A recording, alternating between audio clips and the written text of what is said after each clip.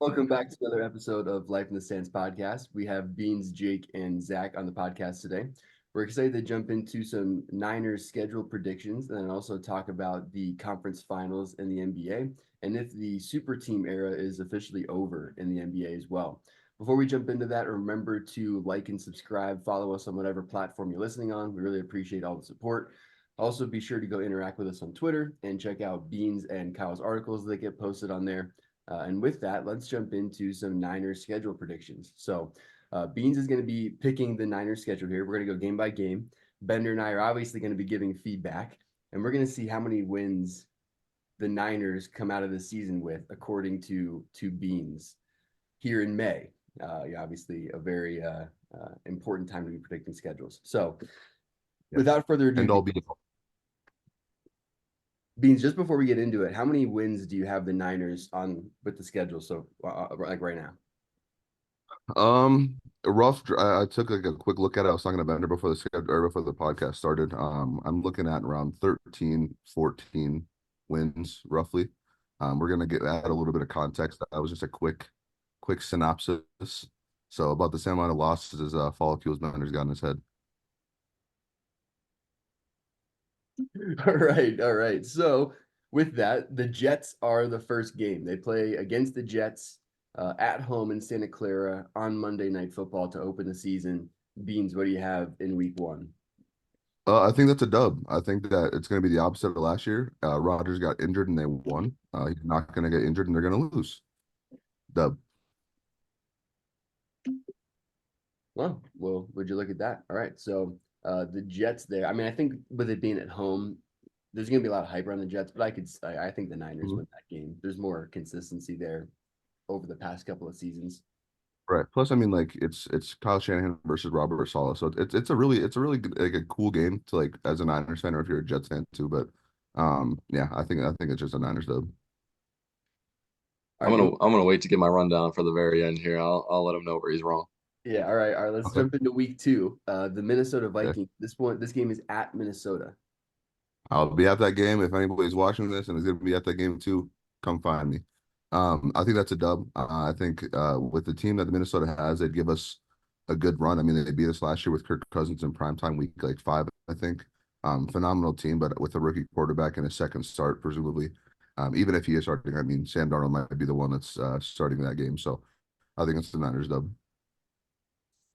Yeah, I think that'll be a young team again too, trying to figure it out in week two. In week three, you play at Los Angeles at the Rams. So this is kind of where I was talking to Bender about the 13-4 versus the 14-3.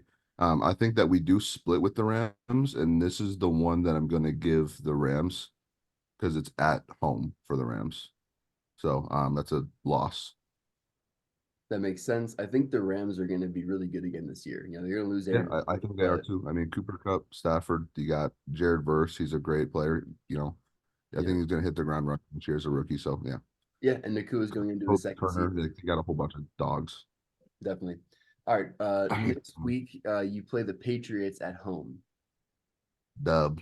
Yeah, that one's Sorry, pretty Drake simple. May. Yeah, Patriots at Yeah, home. so You also have the they have to Cardinals come right all the after way that. across the country. Like, yeah, that's just not a good dub Yeah, or so I not a mean, good Patriots and the matchup for Cardinals. them. Patriots and Cardinals back-to-back weeks. I would go dub for both of those. Yeah, I went like me and Ben were joking before. Marvin Harrison's going to go off for like 200 yards and 3 touchdowns, but they're going to 28-17. So, yeah. I'd like so to see yeah. So Bender try to I argue. think that's one loss and 6 wins or 5 wins Yeah, so I mean, far. at this point, you got a win against the Jets, a win against the Vikings, loss against the Rams, and then wins against the Patriots and the Cardinals. So at that point, you're looking at 4-1. You'd be 4-1 1-1. into Seattle. And that's a home game for us, correct? It's at Seattle there. Oh, it's not Seattle. Dub. Yeah, okay, so Jim, at Seattle, Jim sucks. that'll be an interesting game. I don't even know why I asked. I have them sweeping the Seahawks this year Yeah, I again. think that's interesting. I think the Seahawks might be more formidable than people give them credit for too. But then two big games in back-to-back weeks as well. You have the Chiefs and the Cowboys both at home before your bye week. So we're gonna go split here. I think we're gonna lose to the Chiefs at home, which I mean we haven't won against the Chiefs in like I don't know 10 years or something like that. It feels like though. But yeah, Cowboys easy dub. No, don't even need to think about that one. Not even score 50 on them. So that means you're going into your bye week and you have 2 losses kind of predicted. So you're what? You're And it would be six the and two Rams and for the the bye Chiefs. week. Yeah, you got wins against the Jets, the Vikings, the Patriots, the Cardinals, the Seahawks, and the Cowboys. So you're looking at how many fingers is that? 6. 6-2 going I don't know into why you didn't use your extra pinky. It's not like yours is broken. right. Well, actually, this pinky is actually kind of messed up. So I think I remember talking about that one if I messed up yeah, mine. that pinky has a couple of pins in it, so we don't try to do too much with that pinky. But after the bye week, you go into Tampa Bay and you play at the Hmm. Buccaneers. I think that's another dub. I love Baker Mayfield. I like the Bucks, but I don't think that they have enough you know, defense to stop what the Niners got on offense this year.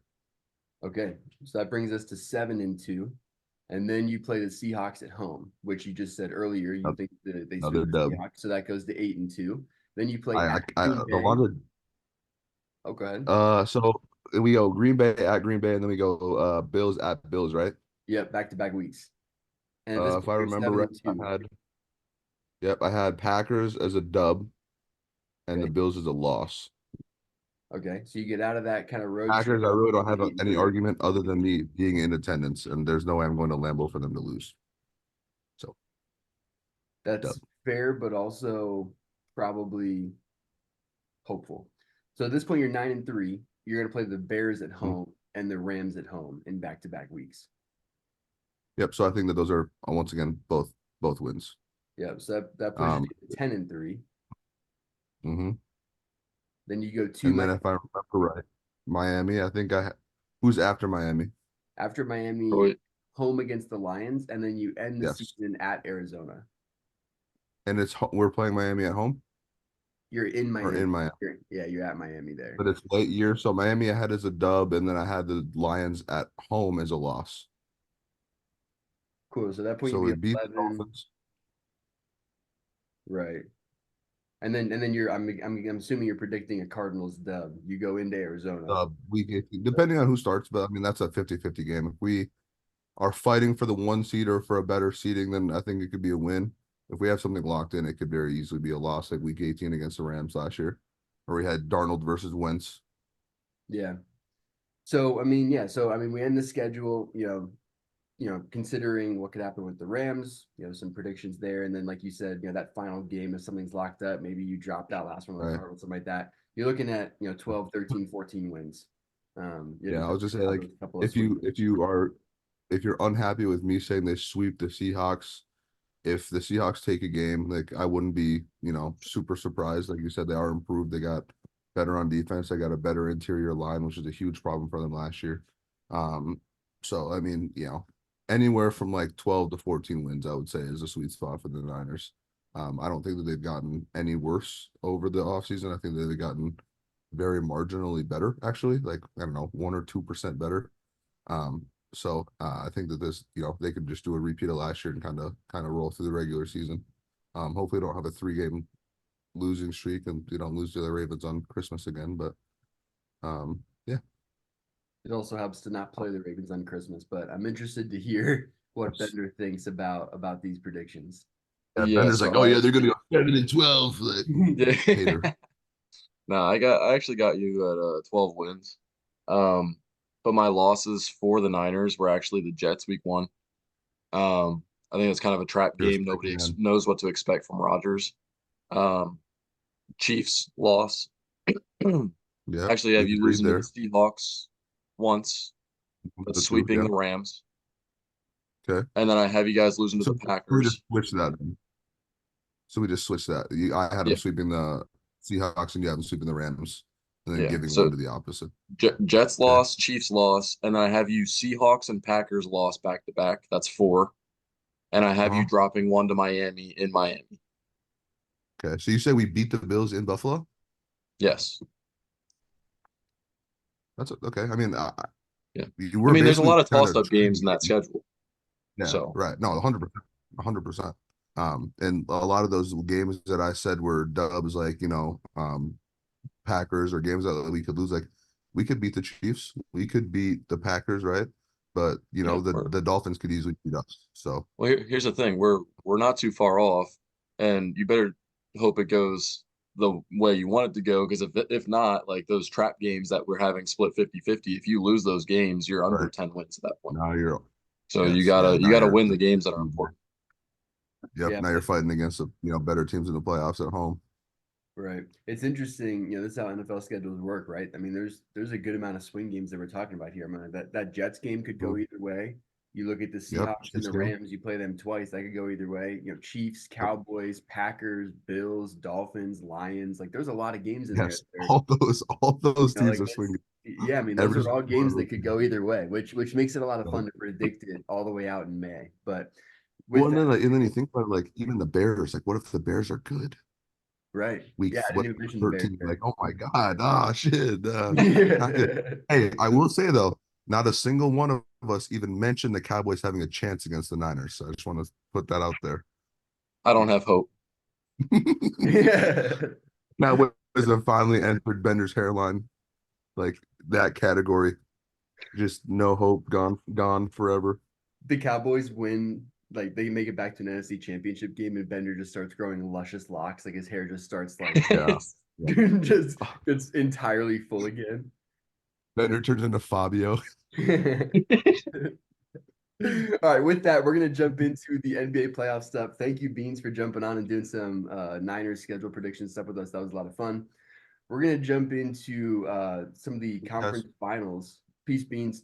The conference finals in the NBA right now. It's been some interesting series so far. So we're gonna stick in the Eastern Conference first. We just watched Pacers and Celtics last night in Game 2.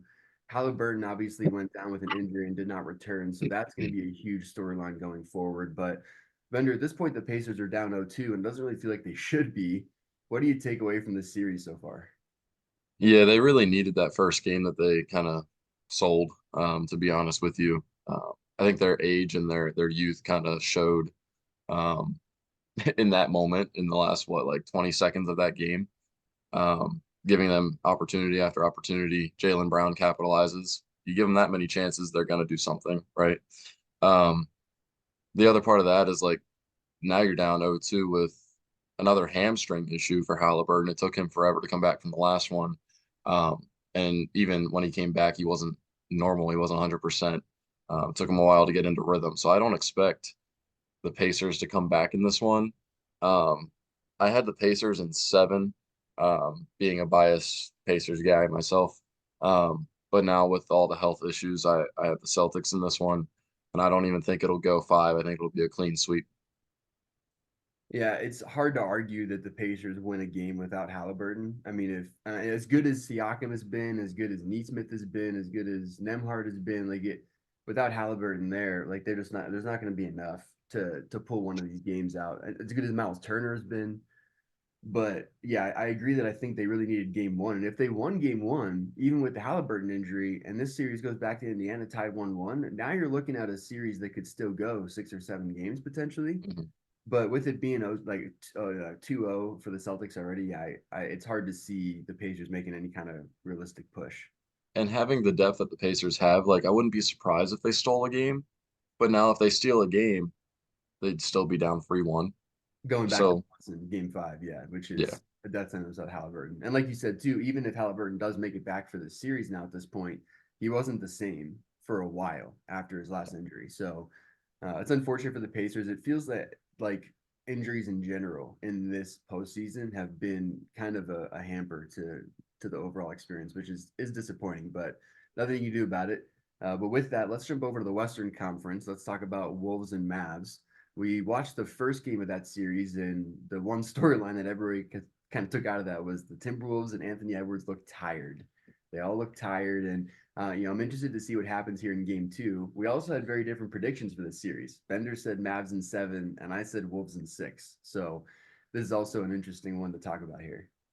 Yeah, as soon as the Mavs won game 1, I actually talked to Zach last night and was like, hey, so the Dallas Mavericks, huh? And like just rubbing it in his face a little bit. But um no, I just trust the way that the Mavs role players have been playing. Now I had the Mavs um getting outed by the Thunder. a while back, and that was also a toss-up series. Like if you went back to that podcast episode, I had the Thunder in 7.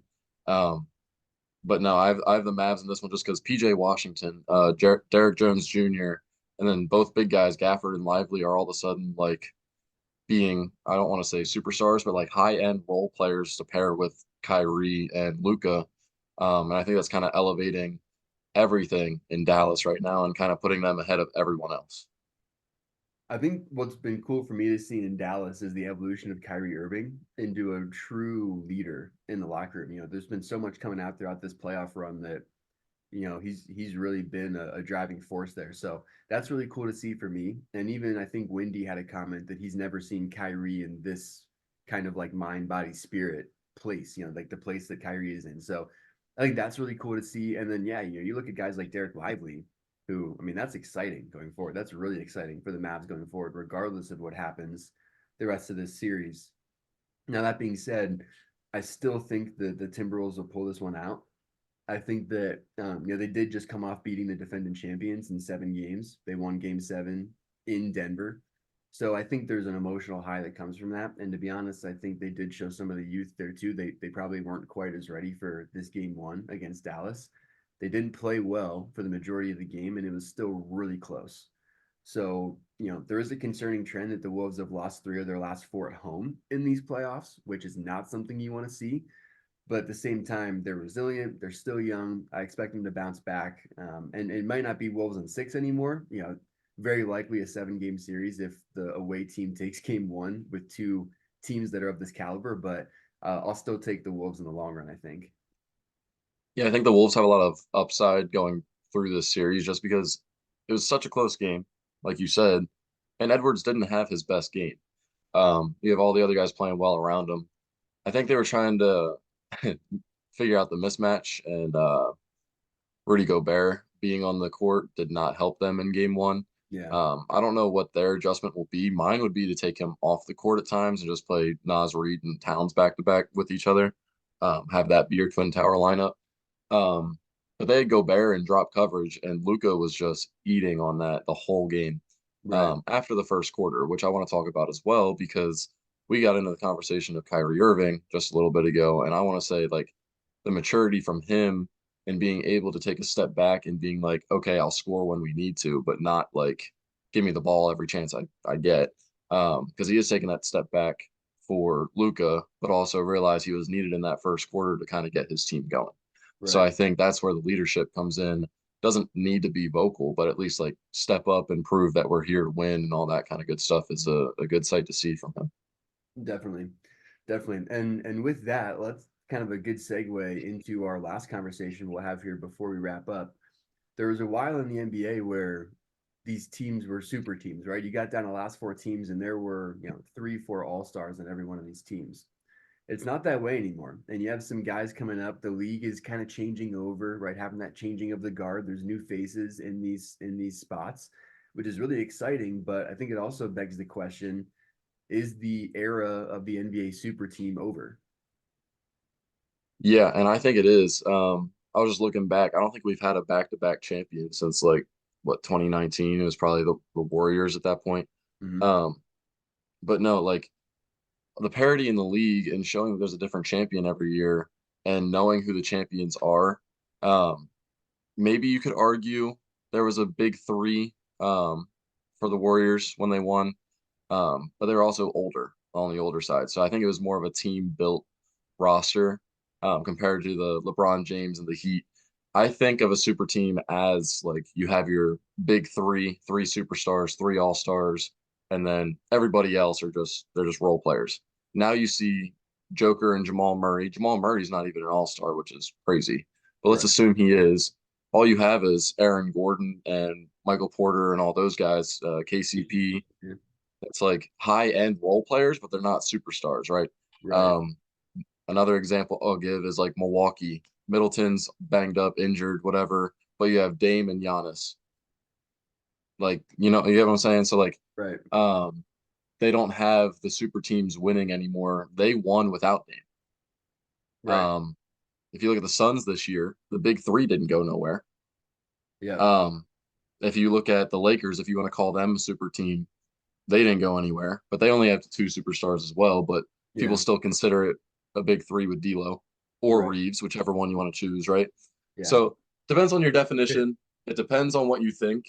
Um, so it's more of a up in the air conversation, like a fun conversation.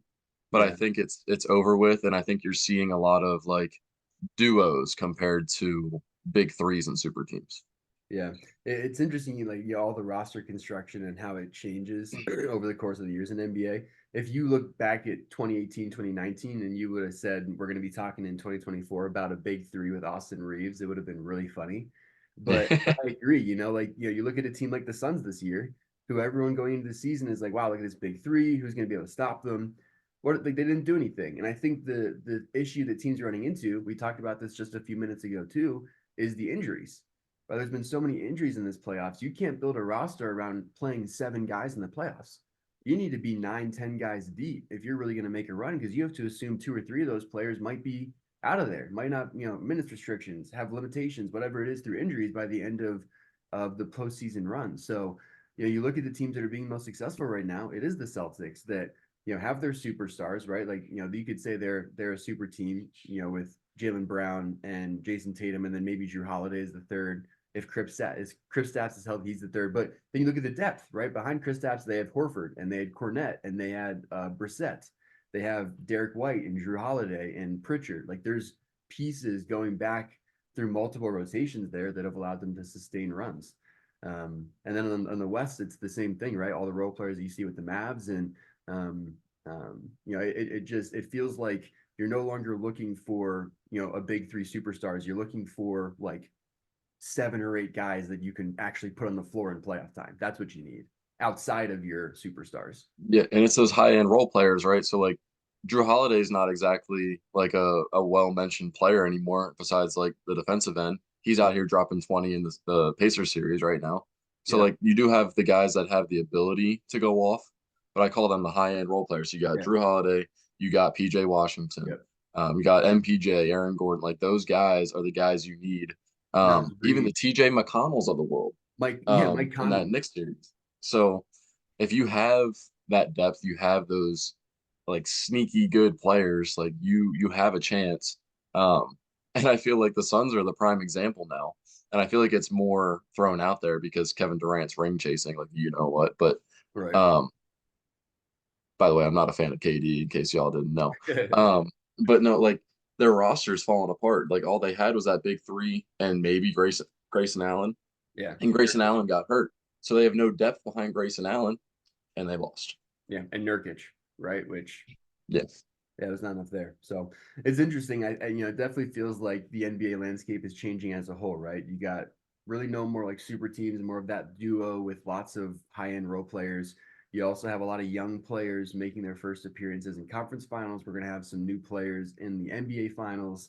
So it really does feel like that changing of the guard is starting to happen in the NBA, which is exciting. Like it's really cool to see. Yeah. The fun is back in the league. Yeah, all the parody. So thanks again, everyone, for watching and listening on whatever platform you're on. Make sure to like and subscribe. Go follow us and interact with us on Twitter at stands_life. That's where we're most active. And we'll see you on the next episode.